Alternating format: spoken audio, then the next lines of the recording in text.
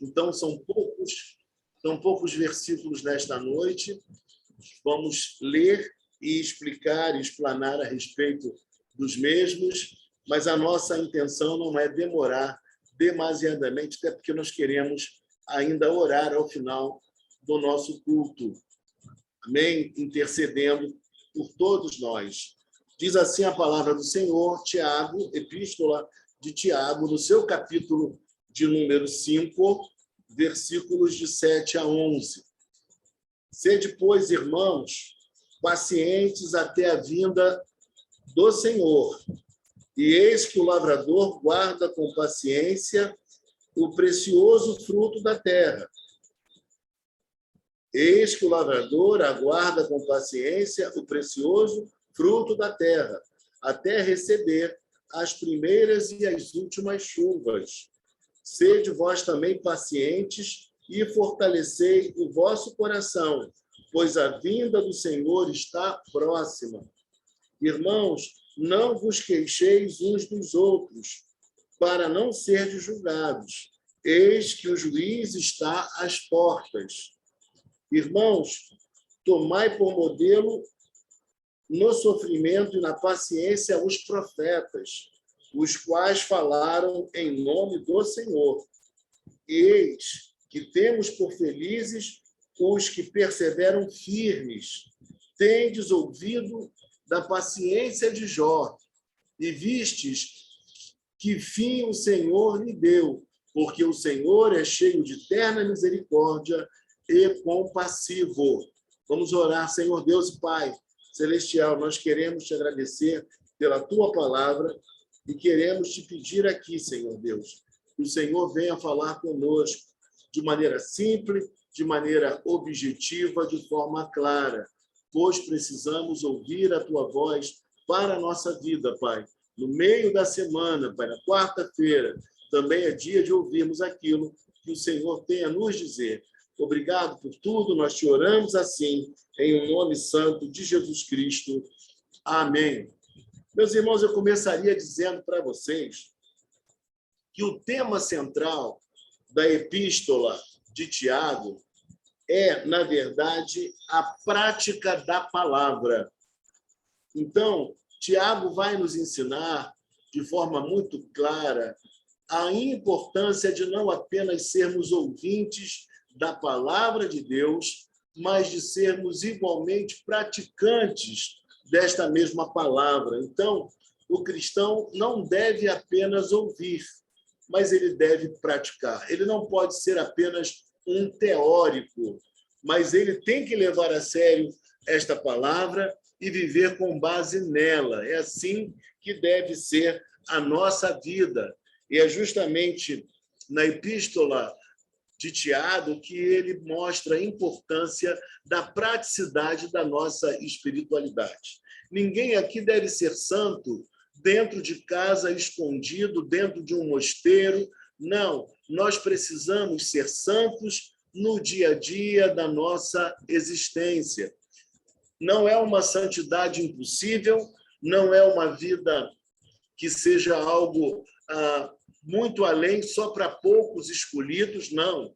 Mas a nossa santidade, ela precisa acontecer no dia a dia da nossa história, com muita leveza. Não podemos e não devemos ser pessoas sisudas, pessoas de mal com a vida, mas pessoas que, embora vivendo num mundo complicado, embora vivendo em tempos difíceis como os nossos, tempos de lutas, de agruras, de doenças, mas, ao mesmo tempo, ainda assim, tendo em nosso coração alegria, esperança, motivação para o nosso viver. Então, ele está falando de alguma coisa prática. A nossa espiritualidade precisa ser encarnada, não pode ser algo meramente da boca para fora, mas precisa ser incorporado no dia a dia da nossa história. E aí o texto vai nos dizer, no verso de número 7, sede, pois, irmãos, pacientes. Olha, pacientes até a vinda do Senhor. Então, quando nós lemos a expressão aqui, paciente, a ideia que ele quer mostrar para nós, Tiago aqui é o irmão de Jesus, tá? Meio irmão de Jesus. ele deseja nos ensinar, nos instruir, inspirado por Deus, que nós devemos ser pacientes. Mas em que sentido, gente? Paciente no sentido de perseverarmos, de sermos constantes, de não ficarmos para trás, de não desanimarmos, mas de prosseguirmos, de irmos adiante na nossa fé de forma muito encorajada. E ele vai dizer mais para nós aqui, logo no início. Ele vai dizer que o motivo para isso é justamente a vinda do nosso Senhor Jesus Cristo. É a certeza que o crente tem, esteja ele vivendo um momento bom ou não, esteja ele em plena saúde ou enfermo, ele precisa vivenciar todo esse tempo, entendendo o que Deus está comunicando, o que Deus está instruindo a ele. Ele não pode perder essa oportunidade. Inclusive, o autor chamado John Piper, salvo engano, ele tem um livro intitulado Não Desperdice o Seu Câncer. Ou seja, o que ele está querendo dizer com isso? Ele está querendo dizer que Deus não se ausenta até mesmo dos momentos críticos nossos, difíceis para nós, e que são experiências de vida nas quais nós precisamos aprender o que Deus está nos comunicando, enfrentá-las em Cristo e vivenciá-las de maneira a aproveitar, inclusive, as lições que o Senhor está nos ensinando. Bom, e aí o que acontece? Por que nós podemos experimentar situações assim adversas na vida, e elas acontecem tendo esperança? Porque para nós a vida não termina aqui. Porque para nós existe uma transcendência. O túmulo não vai nos conter, assim como também não conteve Jesus Cristo. Nós iremos ressuscitar. Nós temos esperança na vinda do Senhor Jesus Cristo. Então, o crente ele precisa perseverar, ser paciente em meio às tribulações da nossa própria vida. Porque todos nós enfrentamos tentações, provações, obstáculos, todos nós enfrentamos desafios no dia a dia da nossa existência. E não é fácil, eu sei que não é fácil. Não é fácil para você, não é fácil para mim também. Mas eu preciso focar em Cristo. Lembrar do que ele vivenciou, do que ele passou. E saber que ele está comigo, está contigo, e que nós podemos caminhar. Porque ele há de retornar. Então, a experiência, por mais drástica e difícil que seja, ela não é o final, ela não é o fim para nós. Nós temos esperança, porque o Senhor há de voltar. Então, quando entendemos isso, levantar de manhã, seja um dia ensolarado, ou seja um dia cheio de nuvens, um dia em que vai cair um temporal, eu soube que vai cair um temporal lá para sexta ou sábado. Então, meus irmãos, nem isso deve nos desanimar. A gente precisa olhar para a vida e falar, é o dia que o Senhor nos deu. É o dia que o Senhor nos concedeu. Vamos nos alegrar nele. Vamos vivenciá-lo. Vamos superar.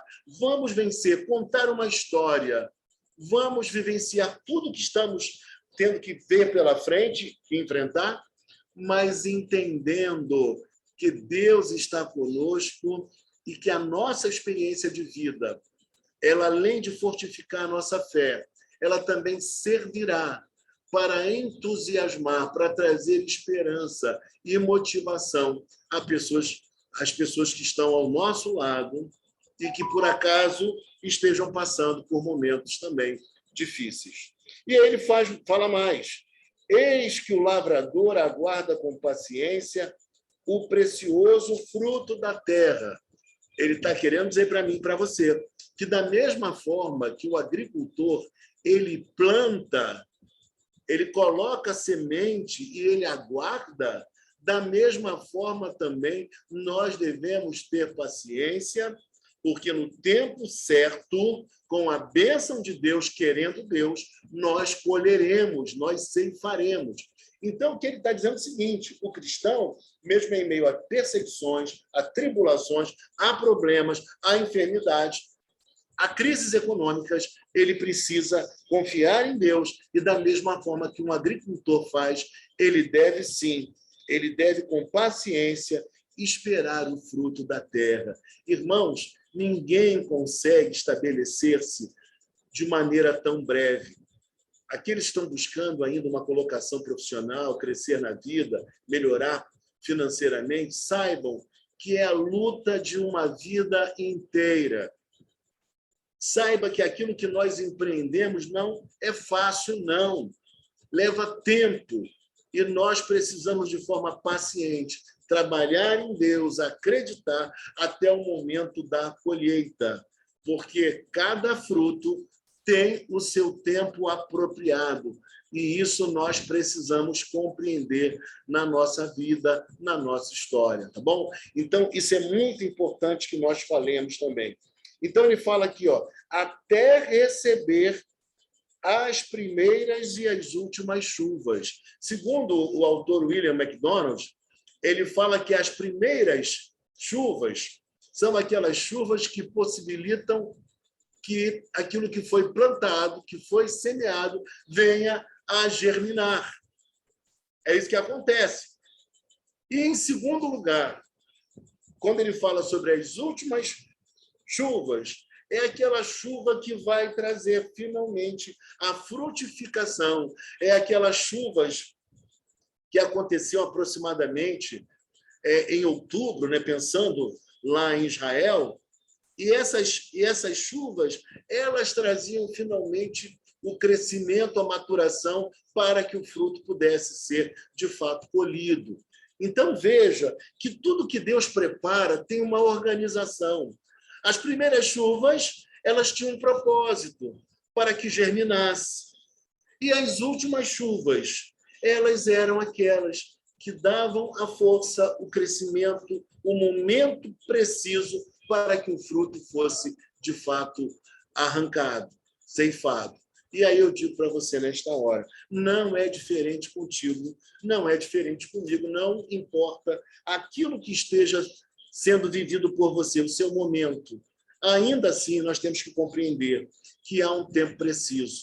Não vai ser antes, não vai ser depois, vai ser na hora exata. E tudo isso está dentro do controle de Deus.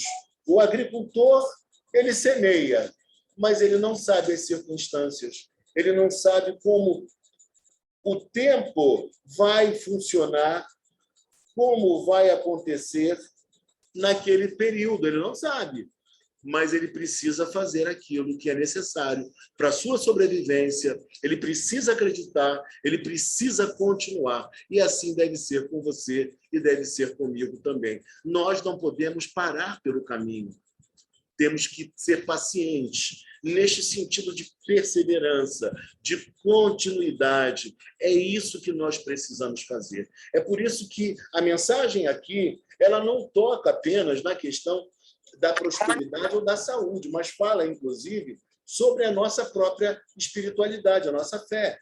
Nós não podemos desistir, porque as coisas não estão acontecendo exatamente como nós gostaríamos. Nós não podemos parar de pregar porque estamos encontrando obstáculos à nossa frente, porque existem pessoas que são contrárias à pregação do Evangelho, ou até mesmo porque estamos sofrendo perseguição. Já pensou se Paulo parasse de pregar? Já pensou se Tiago abandonasse o pastorado dele na igreja de Jerusalém por conta dos problemas e das dificuldades da vida? Ele não vivenciaria momentos ricos e preciosos que Deus traria, como trouxe, à existência de cada um deles. E aqui eu vou contar um exemplo sem dizer o nome do santo ou da santa.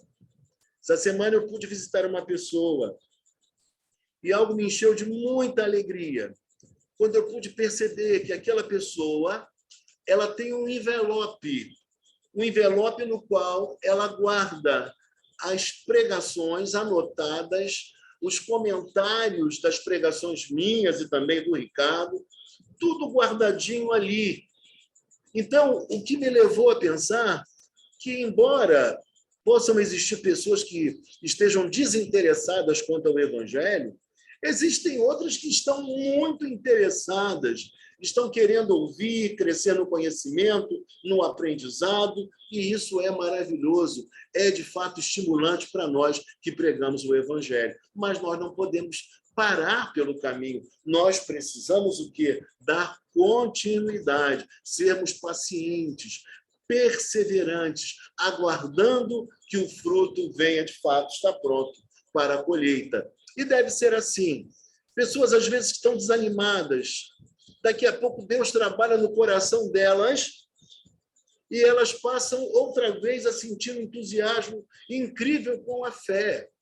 Existem outras que nunca se importaram com o Evangelho, mas, de repente, numa circunstância de vida, elas acabam abraçando a fé, como um caso que eu conheci, que a mulher já era crente há muitos anos, e o marido não se convertia de jeito nenhum.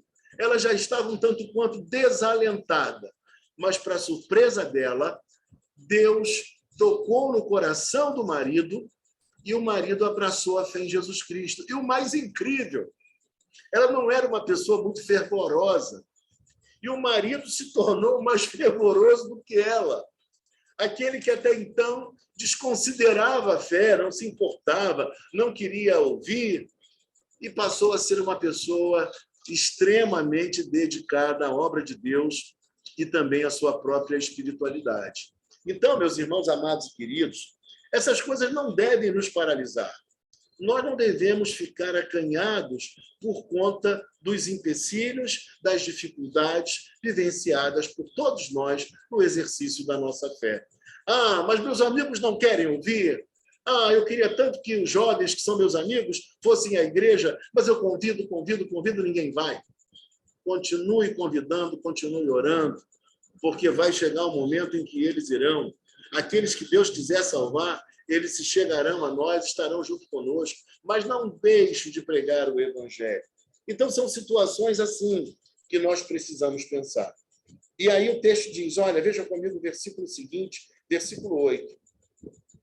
Sede também pacientes e fortalecei o vosso coração, pois a vinda do Senhor está próxima. Observe mais uma vez que a ênfase aqui de Tiago é mostrar que o cristão deve viver plenamente. Olha, entendo o que eu estou querendo dizer. Não é que a gente não deva se divertir, curtir a vida. Não, muito pelo contrário. O cristão, quando ele não se alegra, não se diverte, o cristão acabrunhado, entristecido, ele presta um desserviço ao seu Senhor. Ele presta um desserviço ao Evangelho. Então, apesar de tudo que nós passamos na vida, o cristão ainda assim tem que ser entusiasmado. E a palavra entusiasmado significa, na sua etimologia, alguém cheio de Deus, alguém repleto de Deus, alguém entusiasmado. E ele fala mais uma vez, aquele que vive plenamente a vida aqui no tempo presente, mas que sofre e que se alegra ao mesmo tempo, que se encanta com a vida, mas também que enfrenta dissabores, ele precisa se alegrar.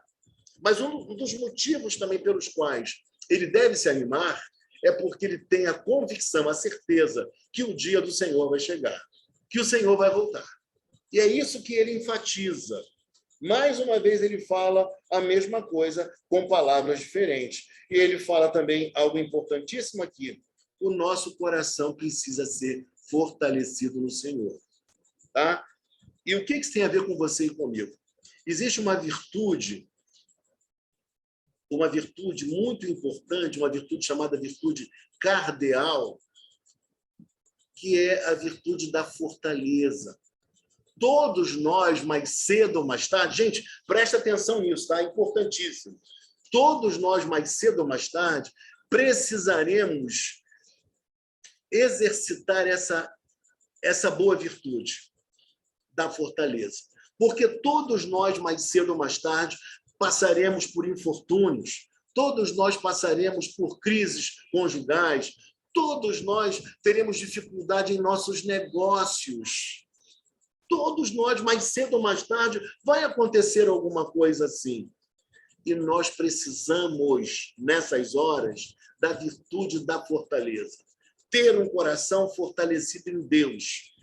É Ele quem nos fortalece, é Ele quem trabalha em nós e nos permite viver dessa forma.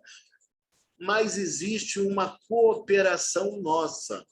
Nós temos que desenvolver a virtude da fortaleza. Se, por um lado, as virtudes teologais são virtudes que Deus comunica a nós, né? A fé, o amor e a esperança, é Deus quem coloca em nós. Já as virtudes cardeais, elas são importantíssimas também, mas nós participamos. E como nós nos fortalecemos em Cristo? Perseverando, sendo pacientes, enfrentando as dificuldades da vida com muita confiança de que Ele é Senhor sobre a nossa história. Então, isso é fundamental e Tiago, ele nos convida a uma espiritualidade prática, algo para o dia a dia, algo possível para mim e para você. Tá bom? Então, é importante que nós nos fortaleçamos, que o nosso coração seja fortalecido. Sabe por quê? Porque a vinda do Senhor está próxima. Bom, a nossa vida está escondida em Cristo, protegida em Cristo. As dificuldades que passamos, elas servem, inclusive, para o nosso aprimoramento, amadurecimento espiritual. E depois que passar tudo isso, nós teremos história para contar, para ajudar muita gente também. E aí o texto diz: irmãos, não vos queixeis uns dos outros. Isso aqui é muito importante, para não serem julgados. Ele está dizendo que nós, como cristãos, não temos, primeiramente, que reclamar de Deus, murmurar contra Deus. Tá? Compreender que a vontade dele é boa, perfeita e agradável. Embora nem sempre nós a entendamos. Ou seja, não a entendamos o quê? A vontade de Deus. Nem sempre conseguimos fazer isso. Nem sempre nos é possível, humanamente falando. É importante que eu sempre falo para vocês, e eu preciso reiterar, para que vocês guardem isso na memória. Existe uma diferença entre murmurar, que ele fala que a gente não deve murmurar, para a expressão o quê? Lamentar. Já expliquei para vocês várias vezes. Murmurar é alguém que reclama porque está completamente desesperado e descrente, perdeu a fé, entrou num parafuso, numa crise enorme e quer abandonar a Deus. Cogita até de abandonar a Deus. Esse está murmurando. E o crente não deve murmurar e não pode murmurar. Mas o crente agora, a criança nasceu doente. São aquelas perguntas sem resposta. São aquelas questões. Ele fez de uma outra forma. Já aconteceu comigo tantas vezes, com você também. Mas ele está dizendo para nós que o que nós não podemos fazer é murmurar, nem contra Deus, nem tampouco murmurar em relação aos nossos irmãos, tá, gente? Por que isso? Porque os irmãos são pessoas como nós, lógico, e eles têm falhas e problemas. Eles têm dificuldades. Existem irmãos realmente complicados, e nós sabemos disso. Mas ele quer instruir que nós não devemos fazer o quê? Olhe comigo. Não devemos nos queixar uns dos outros. Não vos queixeis uns dos outros. Essa palavra que queixar-se, ela tem o sentido, no texto, de murmuração. Sabe? A gente precisa compreender isso. E ele explica por quê. Mais uma vez, a ênfase. Meus irmãos, se vocês olharem, na maioria dos versículos que nós lemos aqui, ele sempre aponta para a realidade da vinda do Senhor, do dia do Senhor, da chegada do Senhor. Então, o crente, ele precisa viver essa duplicidade. Ou seja, viver plenamente aqui trabalhando, estudando, amando, tendo filhos, crescendo, casando, enfrentando os problemas, enfermidade, tudo isso. Mas, ao mesmo tempo, ele tem que estar de olho na eternidade. Porque a gente não sabe quando Deus vai nos chamar. Sabemos que somos salvos, mas não sabemos quando será o nosso dia. Mas nós sabemos também que um dia o Senhor vai voltar. E eu preciso entender que a minha felicidade plena, maiúscula, absoluta, total, ela só vai se dar quando o Senhor voltar. Enquanto ele não voltar, nós enfrentaremos nossas crises e problemas. nós enfrentaremos. E aí, o texto diz para nós assim: o juiz está às portas. Então, dentro daquilo que for possível, tentar viver bem com os irmãos. No que depender de vós, tende paz com todos os homens. Às vezes, não é possível. O outro não quer.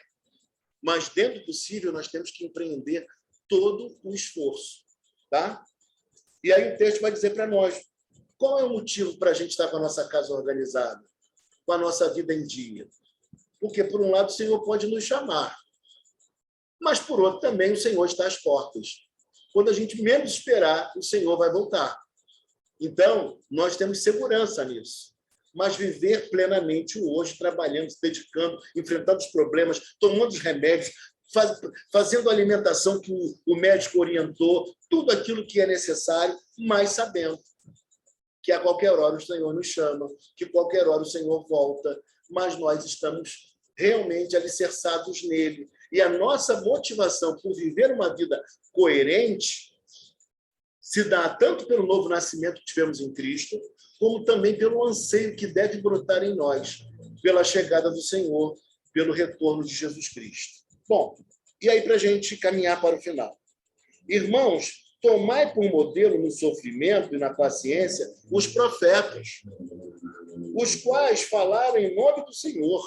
Irmãos, como os profetas sofreram, o que eles passaram, Isaías, Daniel, meu Deus do céu, Jeremias, que é conhecido como profeta, Jeremias, profeta chorão, tá certo? Não é isso?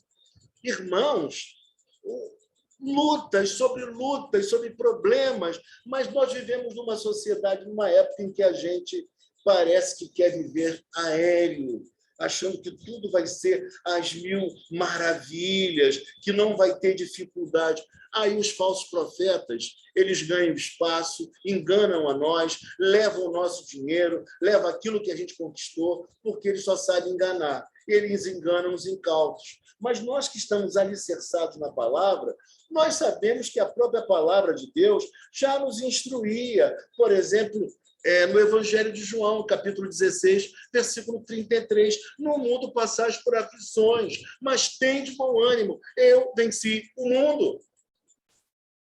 E aí o texto prossegue nos dizendo assim, que eles sofreram muito, sofreram mesmo, os quais falaram em nome do Senhor. Eles sofreram não porque fossem maus, não porque fossem perversos, fossem errados, fossem pecadores, não. Eles sofreram porque eles anunciaram a palavra do Senhor.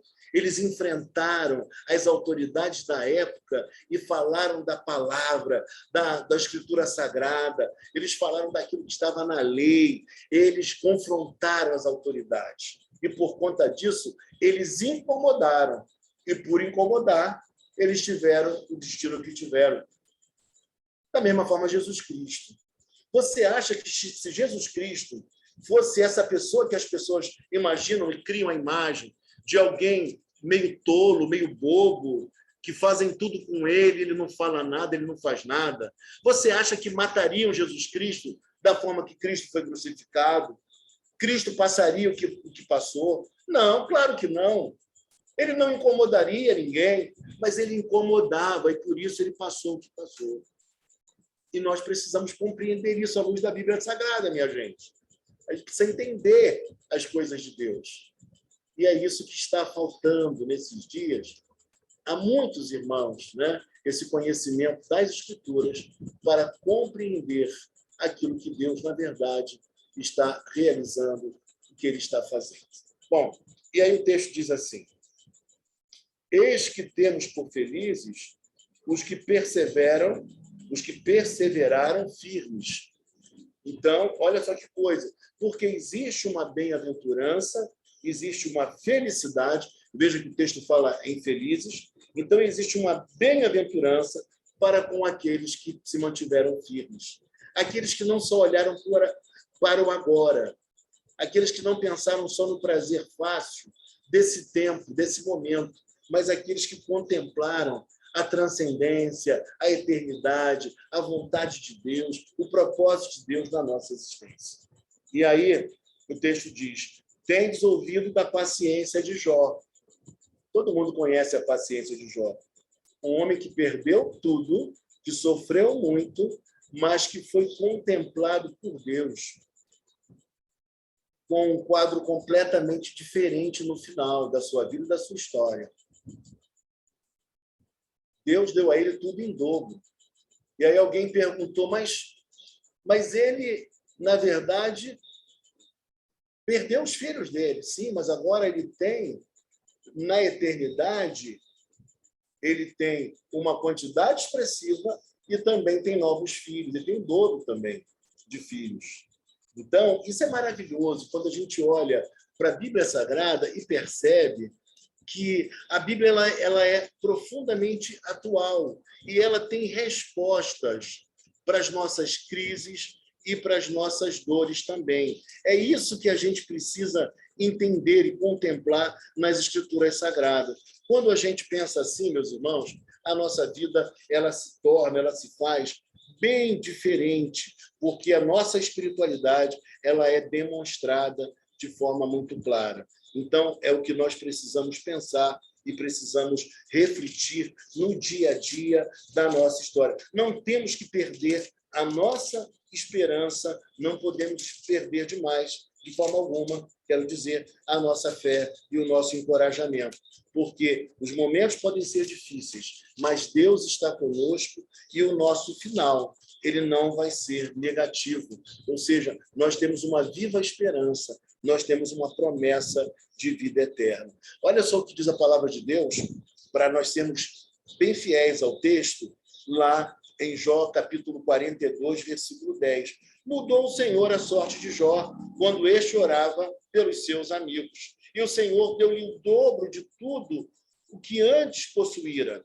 Então, vieram a ele todos os seus irmãos e todos os seus e suas irmãs, e todos quantos antes o conheceram, e comeram com ele em sua casa, e se condoeram dele, e o consolaram de todo o mal que o Senhor lhe havia enviado. Ou seja, a ideia é que o Senhor enviou. A ideia não é uma ideia do diabo. O diabo não tem, na teologia bíblica, esse lugar que muita gente dá. Deus é o Senhor da vida do crente. Então, o que acontece com o crente, Deus está no controle e tem a mão de Deus nisso aí. E diz mais, assim abençoou o Senhor o último estado de Jó, mais do que o primeiro, porque veio a ter 14.000 ovelhas, 7.000 camelos, 1.000 juntas de bois e 1.000 jumentos. Também teve outros 7 filhos e 3 filhas, ou seja, ele teve o dobro também, 10 nos céus e 10 na terra. Tá? Porque filhos são sempre filhos. E aquele que é crente sabe que os nossos filhos que morreram no Senhor são do Senhor. Então, meu querido e minha querida, ao findar a nossa mensagem, quando nós chegamos ao versículo de número 11, nós vemos que Jó foi paciente, Jó suportou os momentos mais complexos, mais difíceis. Mas uma coisa é importante de se dizer, ele não perdeu a sua fé nem a sua esperança. Ele teve uma experiência ainda mais profunda com Deus. Ele já era de Deus, já conhecia Deus. Ele até usa a expressão, antes eu te conhecia de ouvir falar, mas agora os meus olhos te veem. Não é que ele não conhecesse a Deus, mas foi diante daquela experiência mais dramática que este conhecimento foi aprofundado. Dentro da pedagogia de Deus, ele aprendeu as maiores lições da sua própria vida. Então, é isso que nós precisamos entender. Jó não foi profeta, tá bom? Só para esclarecer vocês, porque o texto salta dos profetas e agora fala em Jó. Jó é um dos patriarcas, embora muita gente não saiba disso. A sua história, o seu livro é tão antigo como o livro de Gênesis. Alguns falam que a história se passou até antes. Ele era um patriarca. E aí o texto diz, e vistes que por fim o Senhor lhe deu, porque o Senhor é cheio de terna misericórdia e compassivo. O que ele está dizendo aqui é o seguinte, que ao findar de tudo, que ao ultrapassar todos os sofrimentos e lutas que Jó passou, como é que foi que Deus agiu com Jó? Diz aqui o texto. Olha como Deus é e olha como Deus foi com Jó. Porque o Senhor é cheio de terna misericórdia e compassivo. Então, foi assim que aconteceu com ele, foi assim que ocorreu. E vistes o fim de Jó. Ele passou por tudo isso, mas estava reservado para ele um fim maravilhoso, no qual a misericórdia e a compaixão de Deus estavam mais do que nunca presentes, trazendo a ele alegrias e felicidade. Meu irmão, minha irmã, o sofrimento antecede a paciência, tá? Então, vem o sofrimento, vem a luta, vem a dor, vem o problema, e aí nós precisamos exercitar a nossa paciência e a nossa perseverança. E não se esqueçam da virtude preciosa da fortaleza, porque em dados momentos nós precisaremos de tal virtude e precisaremos cooperar com Deus. Deus nos abençoa com a virtude da fortaleza, mas nós também precisamos desenvolvê-la, aprimorá-la com a nossa persistência, com a nossa constância, com as nossas orações, com a nossa ida à igreja, com a nossa comunhão com os santos. Tudo isso nós precisamos vivenciar, preparando, desenvolvendo a nossa própria fortaleza em Cristo. Meus irmãos amados e queridos, vamos orar, finalizando o trabalho desta noite,